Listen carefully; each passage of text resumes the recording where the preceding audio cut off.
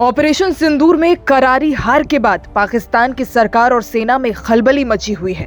एक तरफ जनता का गुस्सा तो दूसरी ओर अंतर्राष्ट्रीय स्तर पर फजीहत।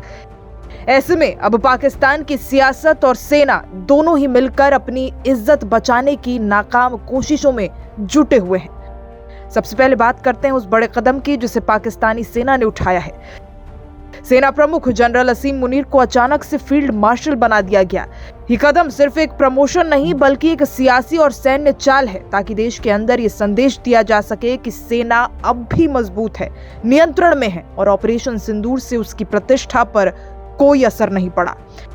तो वहीं दूसरी ओर पाकिस्तान के प्रधानमंत्री शहबाज शरीफ अब भारत से रिश्तों को सामान्य करने की कोशिशों में लगातार जुटे हैं।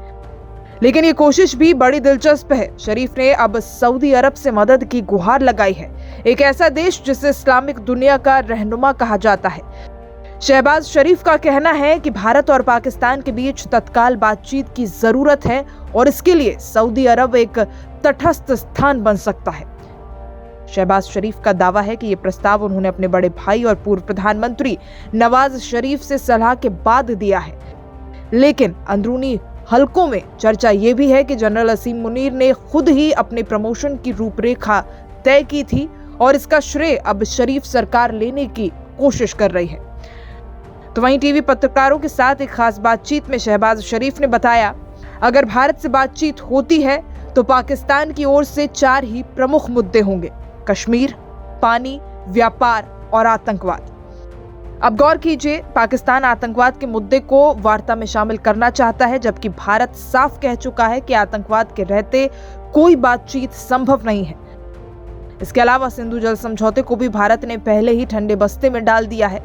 यही वजह है कि अब पाकिस्तान पानी को भी एजेंडे में रखकर भारत को वार्ता की मेज पर लाने की कोशिश कर रहा है और वो चाहता है कि सऊदी इसके लिए तटस्थ स्थान बने।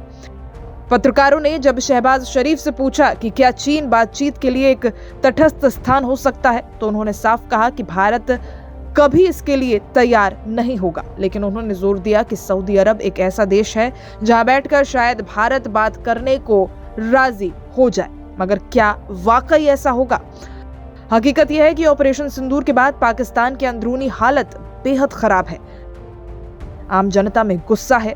सोशल मीडिया पर सेना और सरकार दोनों को घेरा जा रहा है। ऐसे में दोनों संस्थाएं मिलकर ये मिथ्या प्रचार कर रही हैं कि उन्होंने भारत को युद्ध में जवाब दिया और उसके कई सैन्य ठिकानों को भी नुकसान पहुंचाया। आर्थिक संकट, कूटनीतिक अलगाव और सैन्य दबाव, अब वो चाहता है कि किसी भी तरह भारत से बातचीत शुरू हो जिससे अंतर्राष्ट्रीय मंच पर उसकी छवि कुछ सुधरे। लेकिन भारत की नीति हमेशा स्पष्ट रही है कि वो आतंकवाद को लेकर जीरो टॉलरेंस करता आया है। आतंक और वार्ता उसके लिए साथ साथ नहीं चल सकते।